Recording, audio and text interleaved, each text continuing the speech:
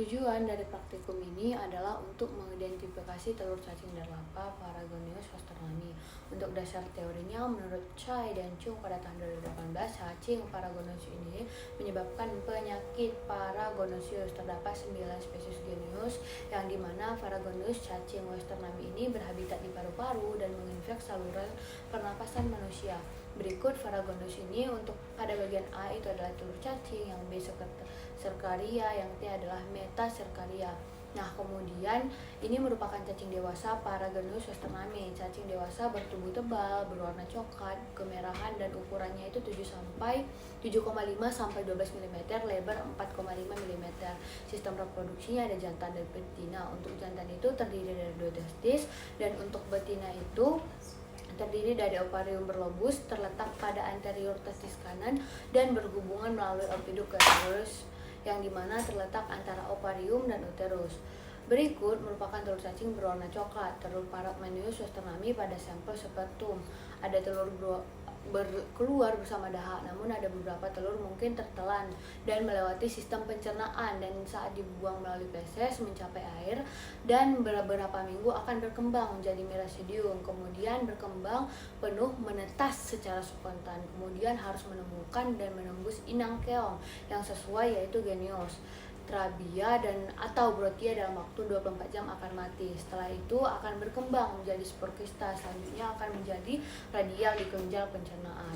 Kemudian setelah itu sekretaria jaringan keong di dalam air 11 minggu setelah keong terinfeksi, dan diduga merangkang ke atas menentukan keperantaraan kedua yang dapat tertular karena memakan keong seperti kepiting air tawar dan udang, serta itu masuk ke tubuh dan berada di otot dan insang dan berkembang menjadi metaskaria.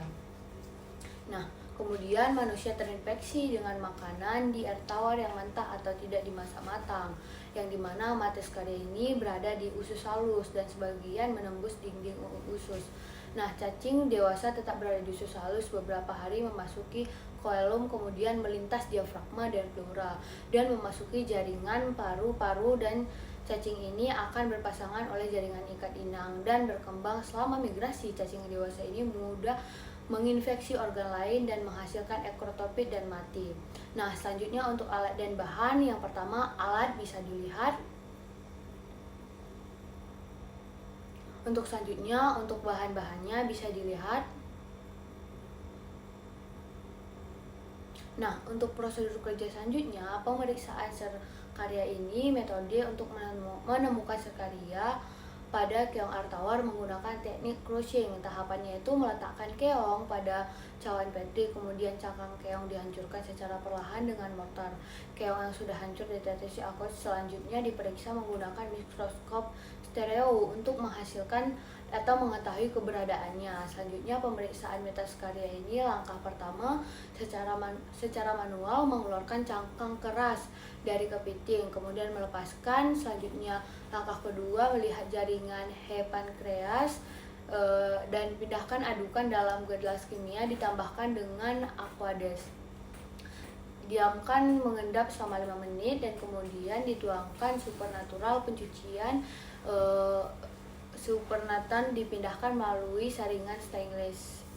Nah, proses dimentes ini diulang sampai supernatan menjadi jernih dan sedimen diperiksa menggunakan mikroskop. Pemeriksaan telur cacing sputum harus diperoleh dari saluran pernapasan bagian bawah dan bukan sampel yang sebagian besar terdiri dari air liur. Sampel dahak dapat diperiksa dengan beberapa cara, seperti dahak disentrifugasi dan kemudian disedimen di pemeriksaan langsung menggunakan mikroskop. Jika dahak terlalu kental, tambahkan natrium hidroksida 3%. Kemudian periksa sedimen menggunakan mikroskop. Spesimen dapat diawetkan dalam 10% formalin dan prosedur konsentrasi diselesaikan menggunakan sediaan langsung atau pewarnaan.